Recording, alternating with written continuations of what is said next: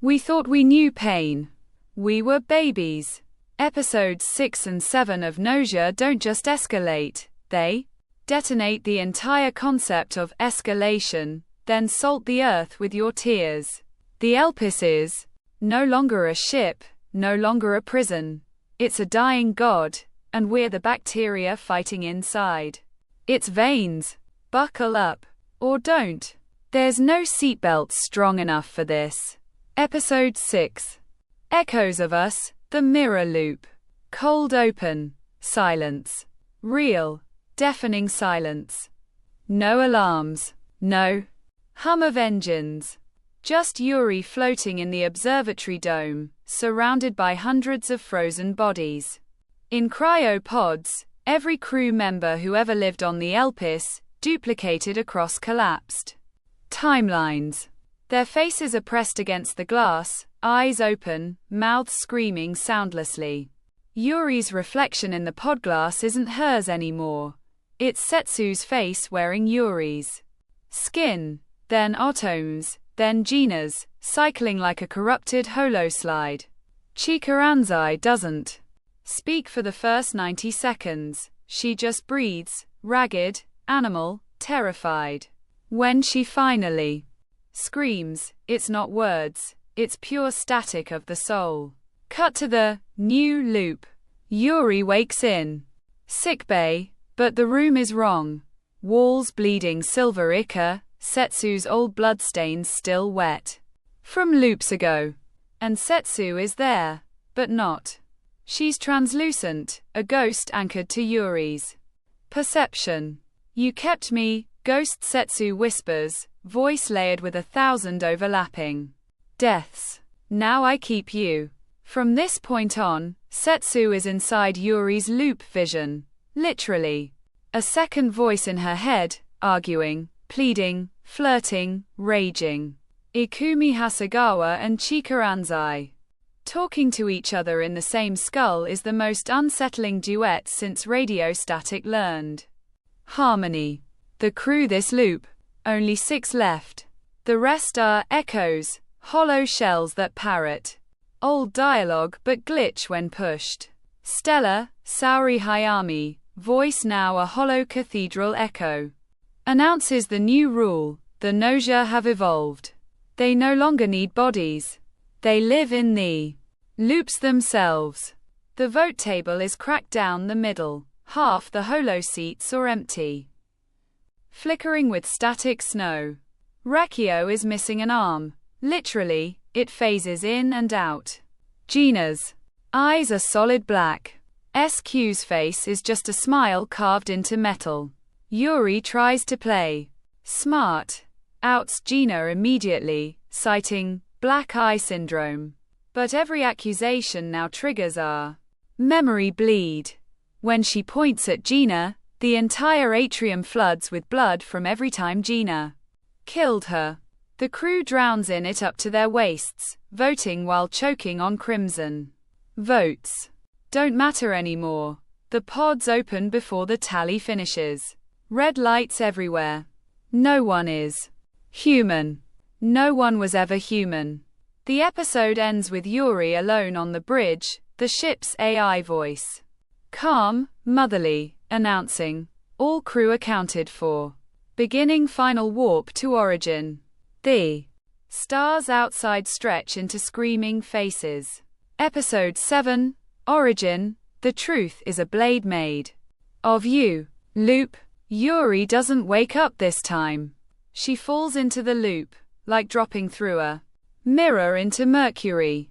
She lands on a pristine white version of the Elpis. No rust, no blood, no damage.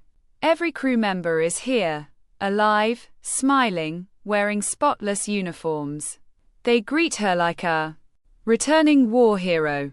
Welcome home, Looper, they say in perfect unison. Stella steps forward, silver hair glowing like moonlight on snow, and kisses Yuri on the forehead. You did it. You saved us all. The warmth is wrong. Too warm.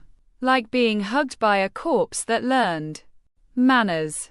Then the masks slip. One by one. Reikio's face melts into Setsu's. Gina's body folds into Otome's. Remnan's roar becomes SQ's static laugh. They merge, split, reform, until only one being stands in front of Yuri. A perfect amalgam of every person she ever loved or hated. Wearing Setsu's gentle smile and Otome's distant eyes. It speaks with every voice at once. We are the Gnosia. We were never parasites. We were the immune system. Humanity created us to prune the timelines that would destroy the Empire. You, Yuri, are the antibody that learned to love the disease. The ship dissolves into pure data, lines of code raining upward like reverse snow. Yuri sees it all. The Elpis was never real. It was a simulation inside a simulation inside a simulation, designed to stress test the Gnosia protocol. Every death, every betrayal, every tear she cried was harvested as behavioral data. The loops weren't time travel, they were branches in a quantum decision tree, and Yuri was the variable they kept resetting until she produced the perfect emotional yield. The amalgam reaches out, handmade of starlight and claws. Come home, it says, voice soft as Setsu's last confession. Stop looping. Let us absorb you. You'll never be alone again. Yuri's answer? She laughs, raw, broken, magnificent, and pulls the emergency warp lever that doesn't exist in any sane reality. The screen whites out with the sound of 1,000 cryopods shattering at once. Final shot of the episode. A single, real-world cryopod in a dark laboratory on Earth. The glass fogs. A blue-haired girl inside opens her eyes. The monitor beside her reads, Subject Y01. Emotional harvest complete. Gnosia. Protocol. Ready for deployment. Thank you for your sacrifice. Roll credits on utter silence. Domerica threw the budget out the airlock and animated with their souls in 6 to 7. This is the most visually ambitious anime of the decade, bar none. The Echo versions of characters use negative space animation. Their missing parts are literally holes in reality that show the starfield behind them. It's terrifying and gorgeous. The blood flood vote scene? Fully fluid simulated crimson with perfect surface tension in 0G. You can see individual air bubbles trapped inside. When the crew merge in episode 7, it's done with practical morph targets layered over 2D. Every intermediate face is hand-drawn. There are supposedly 4,726 unique frames just for that sequence. The white, perfect Elpis is rendered in a soft, painterly style that slowly sharpens into hyper-real CGI as the truth reveals, like waking from a dream into a nightmare that has 8K textures. Sound design. Episodes 6 to 7 have almost no music. Just diegetic ship noises, breathing, and the wet schlick of reality tearing. When the credits hit, the silence is so complete. It feels like tinnitus. Only complaint. There isn't one. Even the old CGI jank is gone. Whatever emergency funding they got, it shows. This is flawless, soul-searing craftsmanship. Episodes 6 to 7 didn't raise the bar. They erased the bar, salted the earth, and built a cathedral made of our shattered expectations on the ruins. This is the moment Gnosia stops being good anime and becomes capital A art.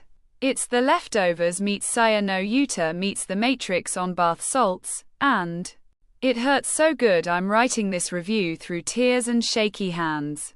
Setsu's ghost in Yuri's head. The revelation that every relationship we cried over was engineered.